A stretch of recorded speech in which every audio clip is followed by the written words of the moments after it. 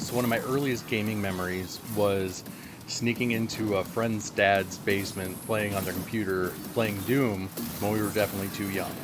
It was chaotic, terrifying, and completely unforgettable. The last time I played Doom seriously was on the Nintendo 64.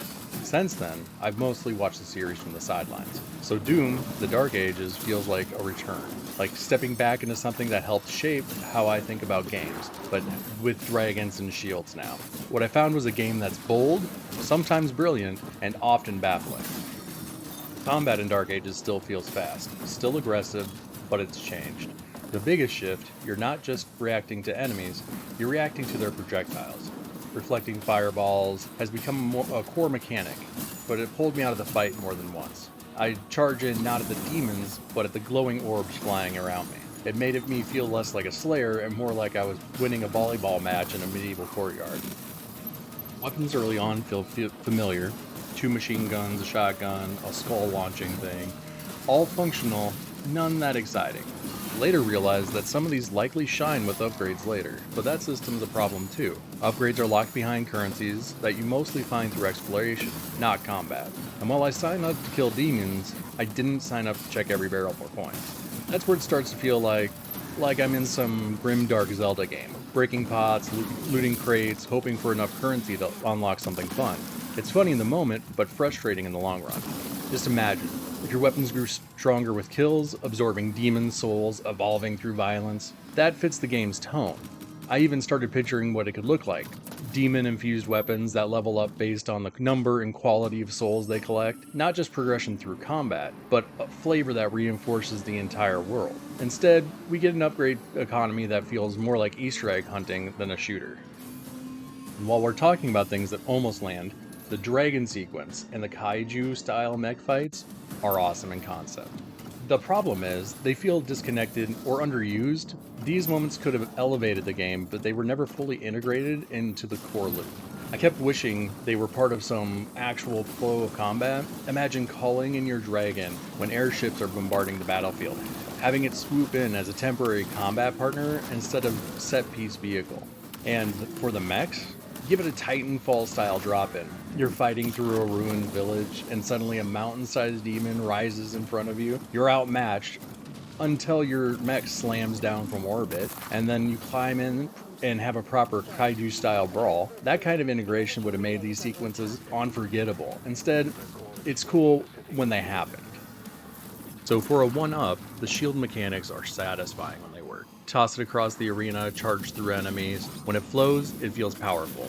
And I appreciated the game let me tune the difficulty beyond just presets. I was playing on the highest difficulty that doesn't reset progress, and on top of that, I pushed several sliders, aggression, projectile speed, and more to really test the system. That turned the fights from a floaty dance routine into a grounded slugfest. I started feeling like a tank, and I think that's closer to what the devs were intending all along. One down, progression pacing, is where the things fall apart. 9 chapters in, I've unlocked maybe 4 weapon upgrades, a few shield upgrades for sure. Meanwhile, I'm stumbling across dolls in secret areas. Funny, but hollow. When I find something that looks really cool in the upgrade tree, my gut reaction isn't excitement, it's kind of resignation. I feel I probably won't get it unless I grind for it. And that's not really what I want to do in a shooting game where I'm fighting demons. At one point, I even rebound my primary fire to my shield throw just because it felt more satisfying, and more effective than most of the guns. But I had to undo that since you couldn't rebind the shield charge, the whole setup started working against itself. It's another reminder that the most powerful feeling tool I have isn't even one of my main weapons. That's not a power fantasy, that's kind of a missed opportunity. So the enemy design doesn't help either. I remember being scared of Doom monsters. Here I sometimes don't even notice an elite until it survives longer than I expect. They're not bad, just unthreatening, and that robs the game of tension. I actually wish there were more elite enemies. They added a nice little difficulty spike when they showed up, but blended in so much they rarely registered. I did like that the weaker chaff enemies drop health when you finish them off. It's a better flow than running around hunting down health packs, but visually it feels off. They kind of explode, and you pick things up like candy in a piñata. It works mechanically, but I wish it leaned into the dark for aesthetic a little better. Something like absorbing blood into your armor would have felt more grimdark and more Slayer appropriate. The story and world building, though, surprisingly engaging. I found myself piecing together bits of lore, and I'm genuinely curious where it's going. Even if I didn't finish the game, I'd probably look up a full story summary. That says a lot because Doom has never been about a story first. I found that refreshing. There are moments of aesthetic charm too. Boarding an enemy ship from a dragon's back and fighting what looks like an Eye of Sauron strapped to a siege engine. Ridiculous, yes. Memorable, also yes. But then you get to other visuals that feel a little disconnected, like a giant hell portal sitting in the middle of green fields. It's strange, like it's supposed to be surreal or symbolic, but it doesn't really land for me. I keep thinking about natural selection and its creep mechanic, how it spreads and physically transforms the environment. Imagine those hellgates infecting the world around them, and then you kill demons, that corruption starts to recede.